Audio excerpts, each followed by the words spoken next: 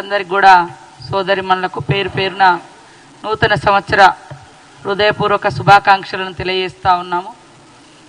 అధికారం పోయిందనేటువంటి అక్కస్తోటి అసహనంతో కూడినటువంటి దుష్ప్రచారానికి ఈ బీఆర్ఎస్ పార్టీ ఒడిగట్టిందని చెప్పడానికి మాకు ఎలాంటి సందేహం లేదు. ఎందుకంటే ఇందాక మా పెద్దలు శ్రీధర్ బాబు గారు చెప్పినట్టుగా వారు అసెంబ్లీ సమావేశాన్ని ఏర్పాటు చేయడానికే 36 రోజులు టైం తీసుకున్నటువంటి గనులు వాళ్ళు. కానీ గడీల పాలన కాదు, గల్లీ బిడ్డల పాలన కావాలని, గల్లీ బిడ్డలకు అందుబాటులో ఉండే పాలన కావాలని కాంగ్రెస్ పార్టీ ప్రజాపాలన ఏర్పాటు చేస్తే తట్టుకోలేక, ప్రజల నుంచి వచ్చేటువంటి స్పందన చూసి ఓర్వలేక ఇలాంటి దుష్ప్రచారాలకు ఒడిగట్టడం కరెక్ట్ కాదు. ఒకసారి ఆత్మ విమర్శ చేసుకోండి, ఆత్మ పరిశీలన చేసుకోండి అని ఈ సందర్భంగా ఈ బీఆర్ఎస్ కుటుంబ పాలన పార్టీకి తెలియజేస్తా ఉన్నాం.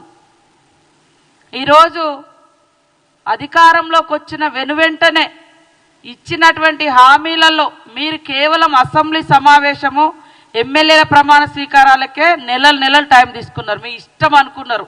ఈ రాజ్యం ఒక ప్రజాస్వామ్యం లేదు, ఒక రాజ్యాంగం లేదు, ఏది లేదు.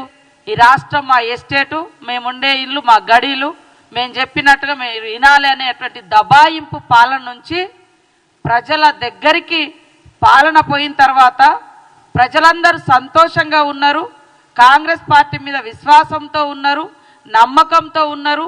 ఇచ్చిన ప్రతి హామీ అమలు చేస్తారన్నటువంటి విశ్వాసము, ఆ యొక్క ధైర్యము ప్రజలలో ఉంది. కానీ ధైర్యం కోల్పోయింది ఎవరు అంటే ఈ బీఆర్ఎస్ పార్టీ వాళ్ళు. అధికారం లేకుండా బతకలేనటువంటి పరిస్థితి ఉంది.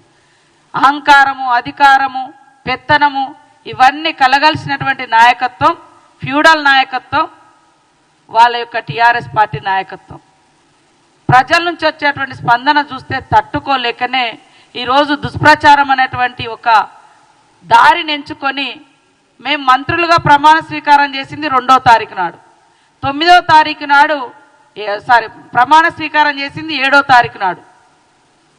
9వ తారీఖు నుంచి మేము ఇచ్చిన ఒక్కొక్క హామీని అమలు చేస్తూ మిగతా హామీల కోసం దరఖాస్తులు తీసుకోవడం కోసం ప్రజాపాలన పెట్టడం జరిగింది. అంటే మేము 7వ తారీఖు నాడు ప్రమాణ స్వీకారం చేస్తే 9వ తారీఖు నాడే ఇంకెప్పుడు అమలు చేస్తారు అని మాట్లాడారు. 5 సంవత్సరాల క్రితము మరి ఏకకాలంలో రుణమాఫీ అని చెప్పి కనీసం ఎంత ఘోరంగా రైతులను ఇబ్బంది పెట్టిరో మర్చిపోయారా నేను అడుగుతున్నా.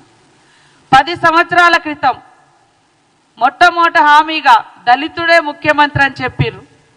10 ఏళ్ళైనా కూడా మరి మీరు దానికి పూనుకోకుండా 3వసారి కూడా మీరే ముఖ్యమంత్రి కావాలని చేసినటువంటి ఈ మోసం ప్రజలు మర్చిపోలేకనే అన్ని వర్గాల పార్టీ కాంగ్రెస్ పార్టీ అని కాంగ్రెస్ పార్టీకి అవకాశం ఇచ్చారు.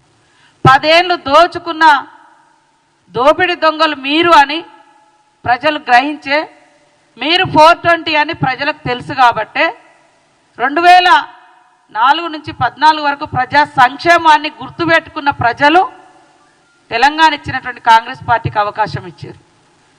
ఎందుకు తట్టుకోలేకపోతున్నారని మేము అడుగుతున్నాం. ఇవాళ